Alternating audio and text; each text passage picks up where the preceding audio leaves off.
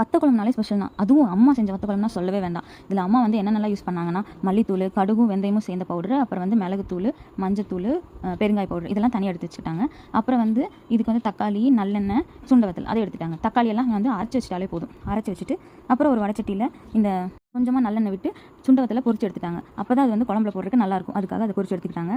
அப்புறம் வந்து சின்ன வெங்காயம், அப்புறம் பூண்டு இதெல்லாமே வந்து வெட்டி வச்சுட்டாங்க. சின்ன சின்னதாக வெட்டி வச்சுட்டு அப்புறம் ஒரு வடச்சட்டியில் அந்த ஆல்ரெடி நம்ம போட்டிருப்போம்ல அதுலேயே எண்ணெய் ஊற்றிட்டு வெந்தயம், கடுகு இதெல்லாம் பொரிஞ்சதுக்கப்புறமா வெங்காயத்தை சின்ன சின்னதாக எடுத்து வச்சுருப்போம்ல, சின்ன வெங்காயம் வெட்டி வச்சது அதை வந்து இதில் போட்டுட்டு அப்புறம் இது கூடவே பூண்டு அதையுமே போட்டுட்டு நல்லா வறுக்கணும். இது வந்து கோல்டன் கலர் ஆகிற வரைக்கும் நல்லா வறுக்கணும். அப்போ தான் வந்து இந்த குழம்பு நல்லா டேஸ்ட்டாக இருக்கும். எவ்வளோக்கு எவ்வளோ நம்ம வறுக்கிறோமோ அவ்வளோ டேஸ்ட்டாக இருக்கும். இது கூட கருவேப்பிலையும் போட்டு நல்லா கிண்டி விட்டுட்டு கோல்டன் கலராக ஆனதுக்கப்புறமா இது கூட வந்து நம்ம ஆல்ரெடி வறுத்து வச்ச சுண்டவத்தில் போட்டுட்டு நல்லா மிக்ஸ் பண்ணிடணும். அப்புறம் இதுக்கு வந்து புளித்தண்ணி வந்து தனியாக கரைச்சி வச்சிருப்போம். அதையும் உள்ளே போட்டுட்டு இந்த மசாலா பொடி எல்லாமே நல்லா உள்ளே போட்டு நல்லா மிக்ஸ் பண்ணிடணும். கொதிக்க விட்டதுக்கப்புறம் சுவையான வத்த குழம்பு ரெடி.